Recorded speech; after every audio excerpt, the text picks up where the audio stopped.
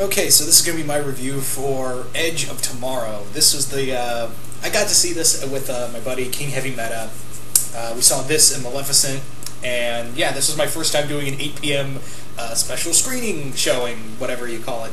Now, before we get started on this, actually this is something I found out when I was doing some back research on the movie before I did this review. This is crazy. I don't know how many people knew this, but I didn't know this until doing some background research on the film. Is that this is based on a Japanese light novel called All You Need Is Kill. Yeah, this movie is based off of a manga. Well, light novel, I should say. Isn't that crazy? I didn't know that. Because I was watching this film, I was like, is this based off of something? Because Tom Cruise last year was in a movie called Oblivion, and I didn't know that was based off of a comic book. And I was like, is this based off of anything? I did some background research. Well then. But anyway, getting on to the film. I didn't really have any high expectations for this. I was just thinking, it's another Tom Cruise film. But whatever, it looks cool.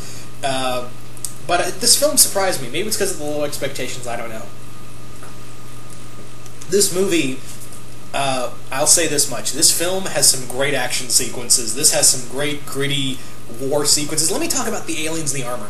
Starting off with the armor. The armors are awesome. They're kind of like these cool versions of like the Spartan suits from Halo mixed with the Marine suits from StarCraft. And I thought that was like a cool combination.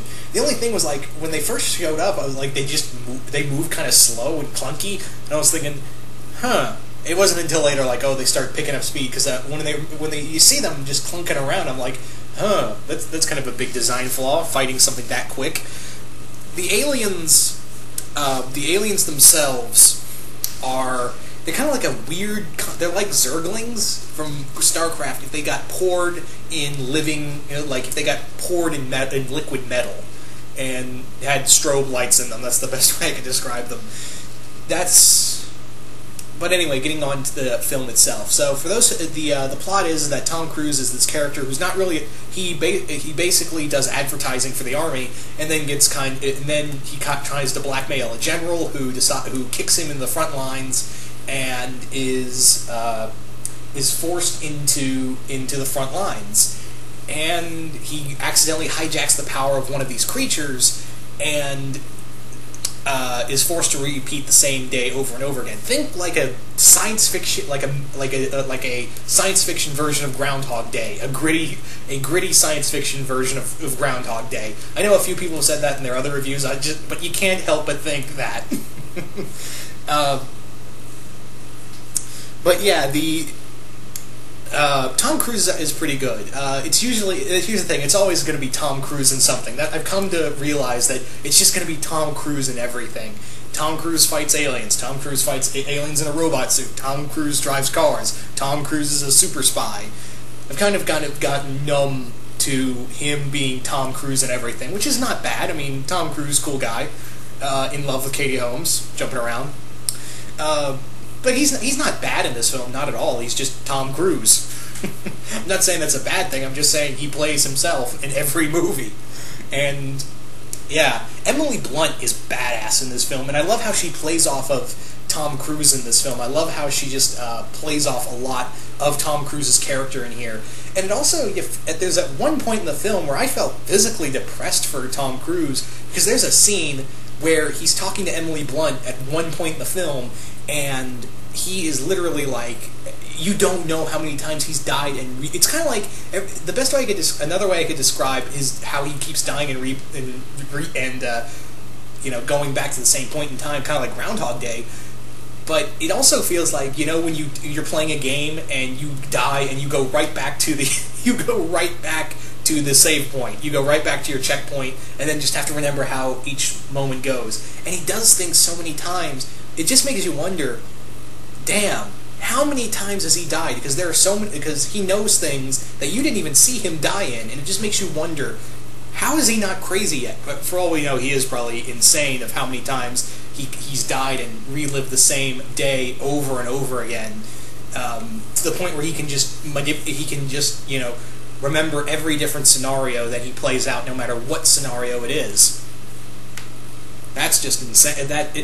It would drive me insane reliving, doing that over and over again. Wow, that would be crazy.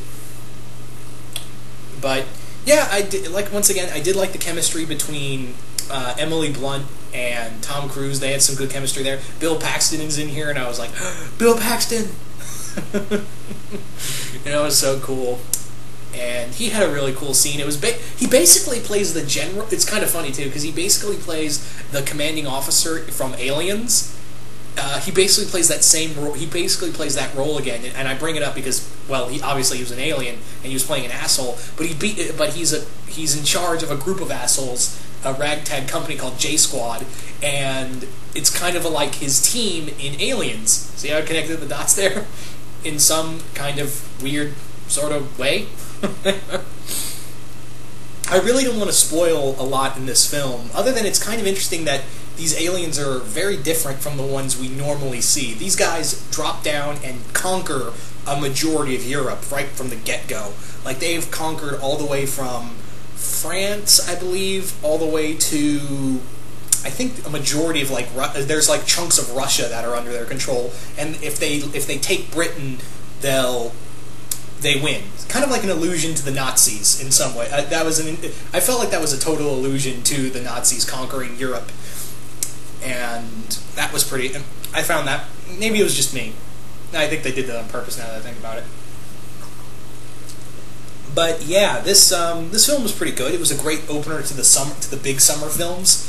I mean, well, the June and July films, because obviously the big summer films we got them all in 1 month. Like, I'm talking, we got Maleficent, Godzilla, X-Men, and Spider-Man.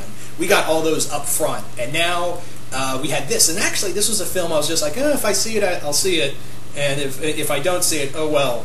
Because I really didn't have any expectations for it. I mean, it looked cool, but it was never high on my list. And I'm kind of glad I saw it because I walked away going, that was a good film. That was pretty good. But yeah, I really don't want to say more than this because I really don't want to spoil this film for anybody. It does deal with time travel. How the aliens use time travel is kind of interesting. But here's the thing: they're called mimics, and maybe it's just me. It is just me because they have the alien race is called the mimics. Well, they're called mimics, and the whole time they don't shapeshift in anything. Really, they just look like I said, Zerglings dumped in liquid metal. That's what they look like with strobe lights in there. But they if you call them mimics, shouldn't they be able to shapeshift or something into people? I don't know. Maybe they were called that in the Japanese light novel. I have no clue. This was news to me, so I've never read the book. But yeah, once again, I really don't want to spoil anything. I have said a few things here and there. It's really good. It does kind of drag on at the end, and the ending itself feels kind of like, oh, well, okay, that happened. That ending feels kind of cheap, but maybe that's just me. Anyway, yeah, so really that's all I have to say about this film. Once again, I hope you all enjoyed this, and I'm out.